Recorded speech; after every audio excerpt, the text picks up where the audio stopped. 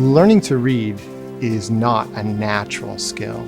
We don't acquire it naturally. We need to be shown how to read. And so students need to be shown how the language actually works.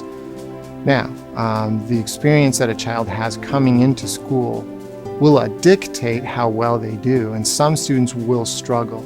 So by giving them information about how the language works through a phonics program will actually allow them to understand how the language works and be able to decode language. So even a child who has had a language poor environment, if they're given those skills and how the sound and the letter goes together, then they're going to be a great reader.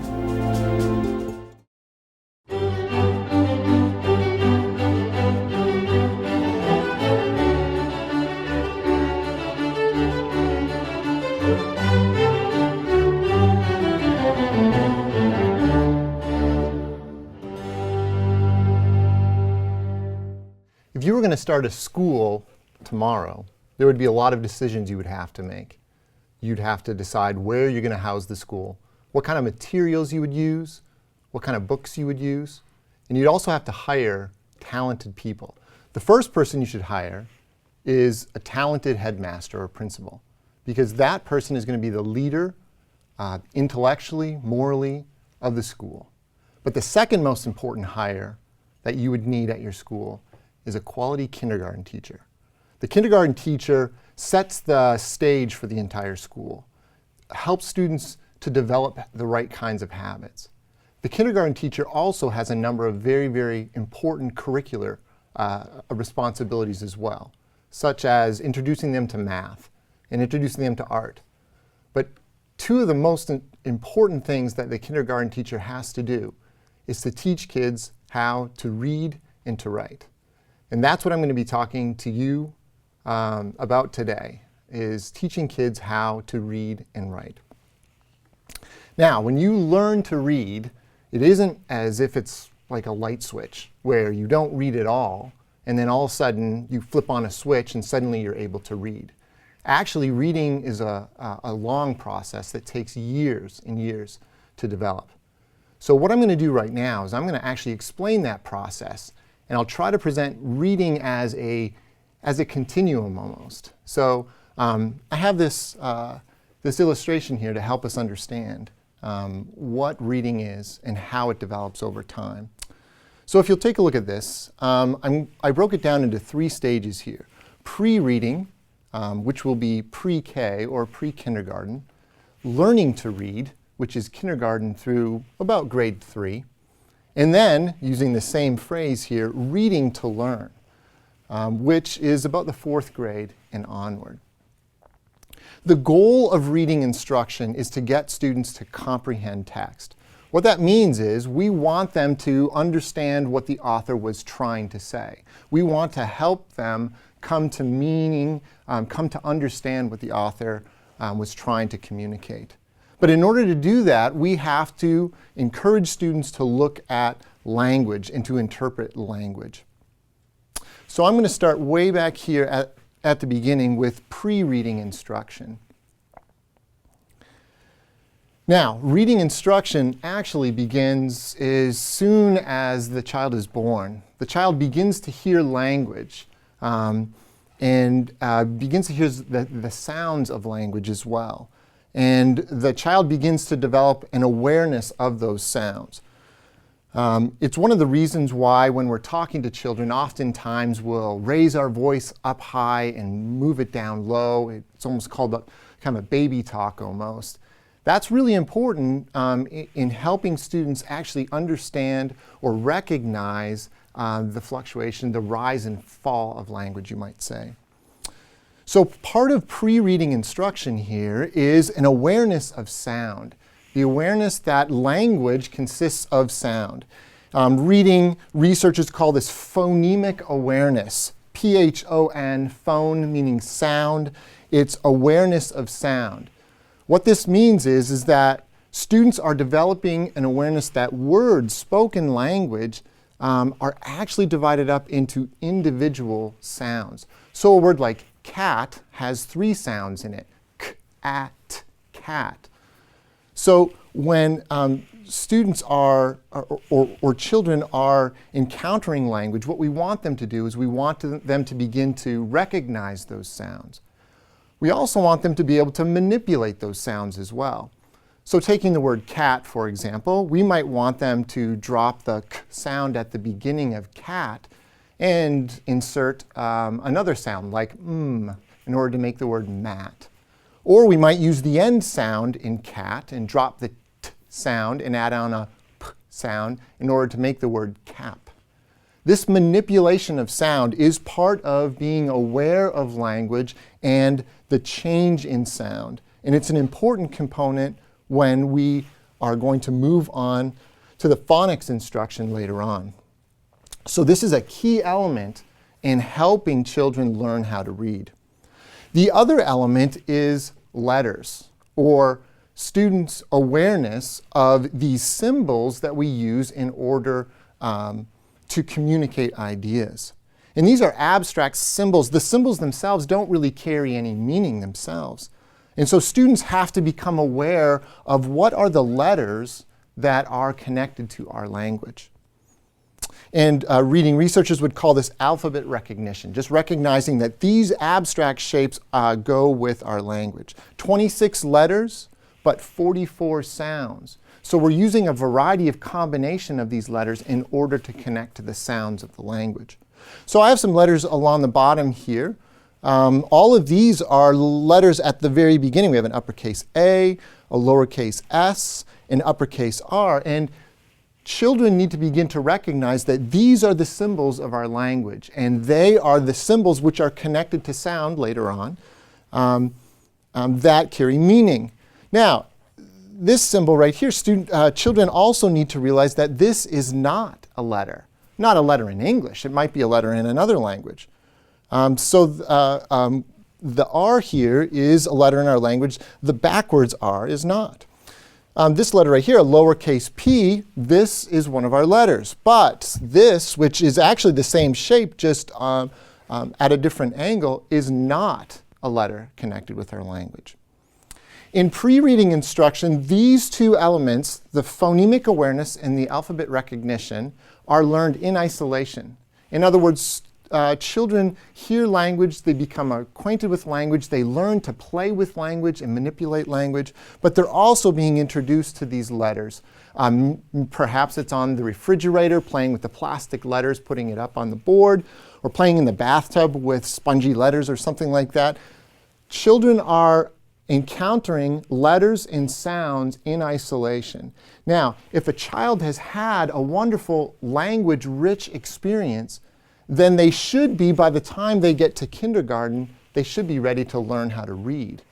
Now, not everyone has a language-rich experience, and sometimes it takes a little bit of time to get children caught up to the level where they can learn to read. But let's assume that a child has had a language-rich experience here with both sound and letter, and they should be ready to bring these two together. In fact, I would say that children in kindergarten, if they've had this language-rich experience, are ready to bring them together in phonics reading instruction. P-H-O-N, once again, meaning sound. All phonics means is the relationship between sound and letter, or what reading specialists call the sound-spelling relationship. Now, this is an important component because we want them to use a letter such as the letter C, and we want them to be able to match it with the sound k, eventually to be able to decode text. In fact, that is the main goal in this stage of education here. Between kindergarten and grade 3, is we want students to be able to acquire the skills to be able to decode text. Because language, written language, is a code. And the idea is for students to be able to look at the code, look at the language, and match it to ideas in their mind. Now, it's not just the sound-spelling relationship that allows students to be able to decode text. Actually, there are other things that come in to help a child be able to decode language. One of them is oral vocabulary. And what I mean by that is they have to know the word cat or have it in their mind, or I've heard that. Because what they're trying to do is they're trying to match the text to the words that are already in their mind. So a child who has an extensive oral vocabulary, in addition to the sound spelling information, should be able to decode our English text. Now, there's another component here that also helps students be able to decode text, and they are called high-frequency words. Some people call them sight words. I choose to use high-frequency words. All this means is that these are words that are very common in the language, but perhaps are a little bit unusual in their spelling. So, for example, I have 3 examples here. The word of is, if you think about it, is a little bit of an unusual word, very common in our language. However, we have the letter O making a sound that we typically connect with the letter U, as in the word of. And then we have the letter F making a V sound. So those two coming together, we have of, not off, which is a completely different word in the English language. So most likely, students will learn to recognize this word as a whole. They'll see it so often or so frequently that they'll learn to recognize the word of without actually being able to decode it. Same thing with the word the. If you look at the E on the end of the word the, that's a little bit of an unusual pronunciation for the letter E. We don't typically associate with the letter E. And it is the most common word in printed English. So most likely, students are going to know this word and be able to recognize this word without being able to decode it. Another unusual word is one. Actually, the word begins with a w sound that we typically connect to the letter, to W there. But here we have an O making a w sound there. So probably students are going to learn these as wholes. So oral vocabulary, the words that they already have heard, the words that are already in their mind, the sound spelling information that they need in order to decode, and high frequency, all 3 of these coming together to allow students to be able to decode text. Now, as I said earlier, the main goal is not just being able to decode, in other words, just to pronounce the words, but it's actually to be able to comprehend what the author is trying to say.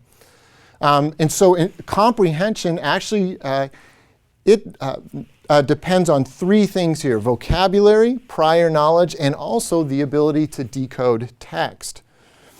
Now, what we want students to be able to do is we want them to be able to decode so well that they don't even have to think about it. And that is called fluency.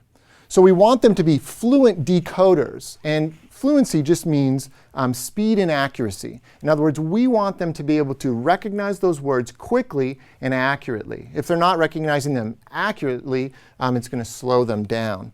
I have a very quick story. My son was in elementary school, and he was learning how to decode text, and he was getting a little bit better all the time. And I was reading to him one evening just before he was going to bed, and he was increasing in his ability to decode text, and he was getting better all the time. And so I was reading aloud to him, and we ended the chapter, and I turned the page, and I looked at my watch, and I thought, we have a little bit more time. I'm going to read another chapter to him. And he said, "Hey, Dad, how about you let me read the next chapter?"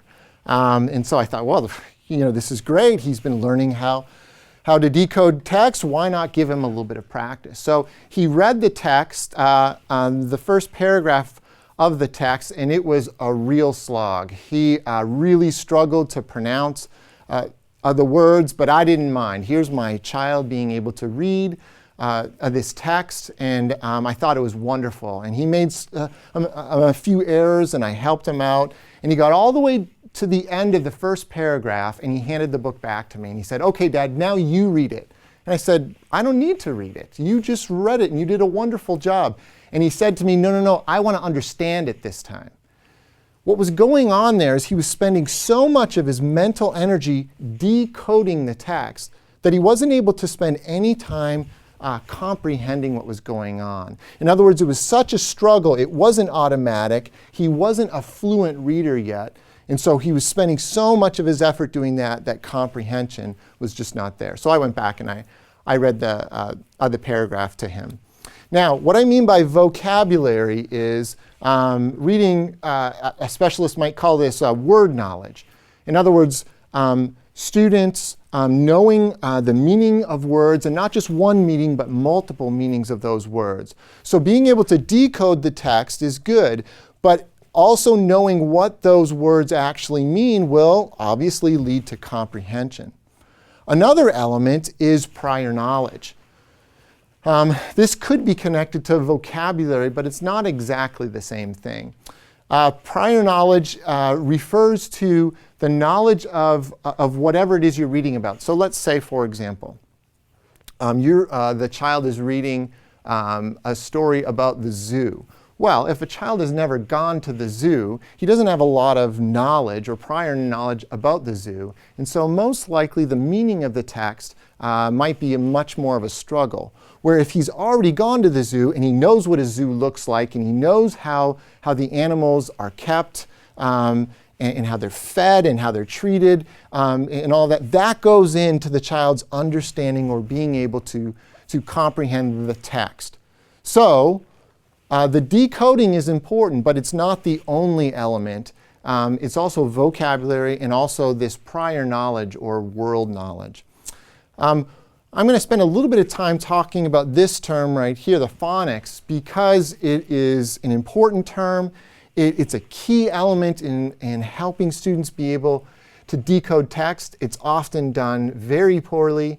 And so I'm just going to explain what will contribute to good phonics reading instruction. So I changed over the board here so that we could take a look at what good reading instruction would actually look like. And there are a lot of things that are quite dependent upon the person, the teacher who's actually leading the instruction. But if you were going to try to evaluate a reading instruction program, remember I'm talking about learning to read here. If you're going to evaluate that program, I would suggest that you need to have at least two components to this reading program. So I've identified them here. The first one is that it needs to be explicit. Now what I mean by that is it needs to move from the parts to the whole. In other words, it has to begin to introduce the sound-spelling relationship with the letters in isolation, and then ultimately leading or moving towards the whole or the word altogether. So for example, I've chosen a couple of letters here. The letter C has multiple sounds connected with it. We have a k sound as in the word cat. We have a s sound as in the word city. And then also we have some less common sounds that are connected with the letter C as well. So we actually have the sh sound as in ocean. And then a very rare sound connected to the letter C is ch as in the word cello. Now we get this obviously from another language, and that's why it has that pronunciation. But you can see that there are multiple sounds connected with a single letter. So that's a consonant. Let's take a look at a vowel here. The vowel A has multiple sounds as well.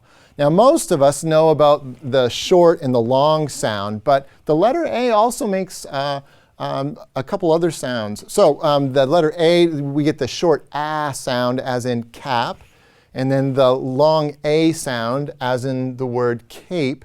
But then it also makes other sounds. So this is the sound that we typically associate with the letter O. It's created in the lower part of the mouth with the mouth open, and it's not the long or the long A or the short A. It's actually a ah sound, as in want. Now, perhaps you get a little bit of my Midwestern pronunciation there.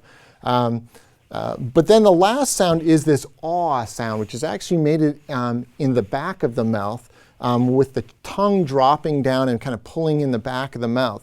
So this one's aw and this one's aw, so as in call. Now, once again, depending on regional variation of English, maybe yours is much more distinct than mine is, actually. And then our last sound here, the letter T has one sound connected with it, as in the word top. Now, if I were going to want to teach a student how to be able to read the word cat, long before we ever got to the word cat, my students would know the sounds connected with the letters. Now, in teaching them, I might not teach them this sound right here because it's a rare sound, and most likely they're going to be reading about cats before they are reading about cellos there.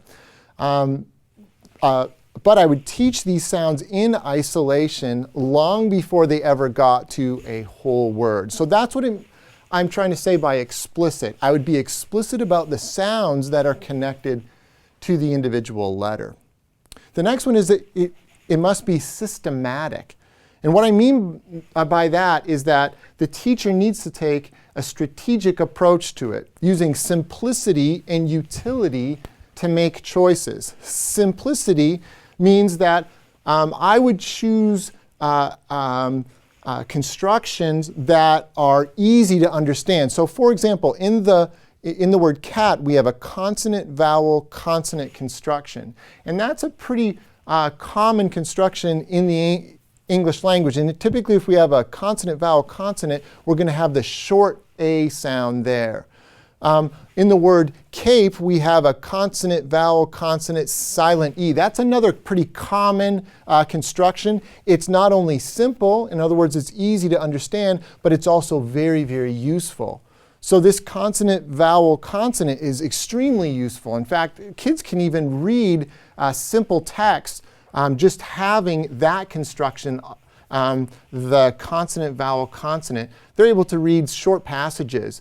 And even this simpler, or this, the construction with the long A here is also pretty regular in terms of having the silent E. These other constructions are a little bit more rare, so typically I would teach the simpler and the more useful things before I would go into the more complex things.